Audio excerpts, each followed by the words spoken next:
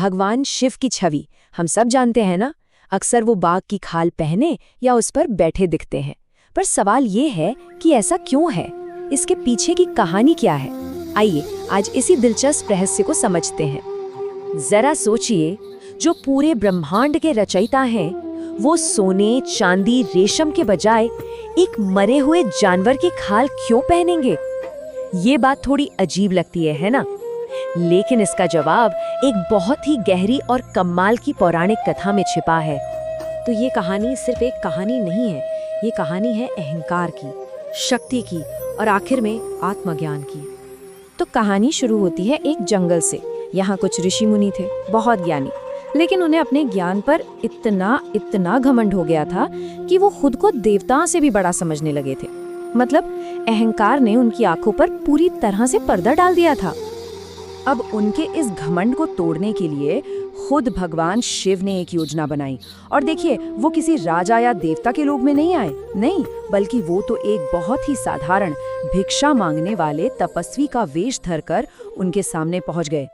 लेकिन हुआ क्या? शिव के उस दिव्य तेज को देखकर उन ऋषियों को विनम्र होने के बजाय गुस्सा आ गया। वो उनके दुश्मन बन बैठे और बस यहीं से असली संघर्ष की शुरुआत हुई। वो शिव के उस अलौकिक तेज को सह ही नहीं पाए। उनको लगा कि ये कोई साधारण साधु नहीं, बल्कि उनकी सत्ता, उनकी शक्ति के लिए एक बहुत बड़ा खतरा है। और उन्होंने ठान लिया कि इस खतरे को जड़ से खत्म कर देना है। अब यहाँ से कहानी और भी दिलचस्प हो जाती है।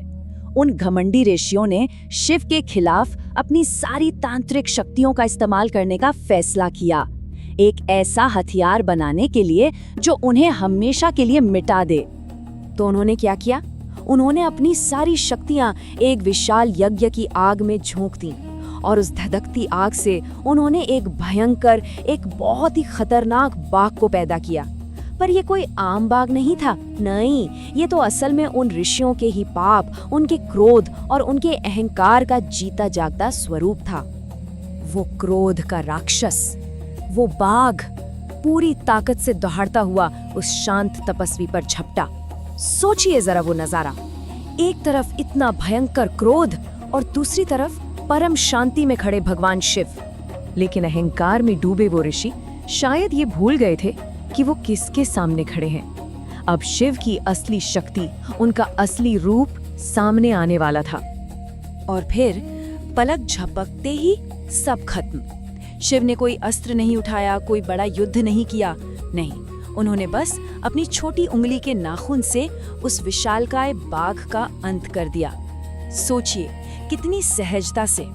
यहीं पर हमें शिव का एक और नाम याद आता है, पशुपतिनाथ। इसका मतलब है सभी जीवों, सभी प्राणियों के स्वामी।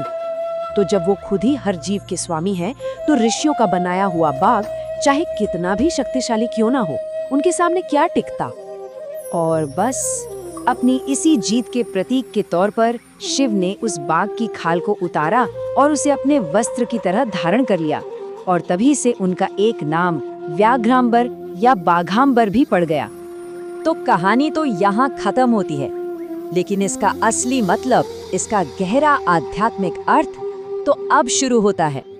तो ये बाघ की खाल पहनना सिर्फ एक जीत का निशान या ट्रॉफी नहीं है, नहीं, इसका एक बहुत ही गहरा, एक बहुत ही आध्यात्मिक मतलब है। इस जीत को दो तरह से देख सकते हैं। एक तो है बाहरी जीत, यानी एक मायावी बाघ को हराना, और दूसरी जो ज्यादा जरूरी है वो है आध्यात्मिक जीत, यानी अपने मन के अंदर की पार्श्विक वृत्तियों पर, अपने अंदर के जानवर पर काबू पाना। देखिए, आध्यात्मिक नजर से देखें तो ये बाघ क्या है? ये बाघ प्रतीक है हमारे अंदर छिपी हुई नकारात्मक चीजों का। हमारा अहंकार, हमारा क्रोध, हमारी वासना और अनगिनत इच्छाएं, ये सब उस बाघ का ही रूप है। तो जब शिव उस बाघ की खाल को पहनते हैं, तो वो असल में ये दिखा रहे हैं कि उन्होंने इन सारी नकारात्मक चीजों पर पूरी तरह से विजय पाली है। उन्होंने अपने मन को जीत लिया है। ये इस बात का प्रतीक है कि वो डर से, इच्छाओं से, अहंकार से सबसे परे हैं। वो अपनी प्रकृति के परम स्वामी हैं। और इसमें हम सब के लिए एक बहुत बड़ी सीख छिपी है। संदेश बिल्कुल साफ है।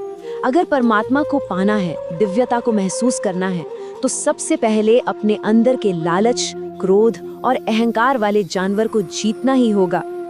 तो आखिर में ये कहानी हमें सोचने पर मजबूर करती है। ये एक सवाल छोड़ जाती है कि हमारे अंदर ऐसा कौन सा बाघ है, कौन सा अहंकार, कौन सा क्रोध या कौन सी इच्छा जिसे वश में करने की, जिसे जीतने की जरूरत है।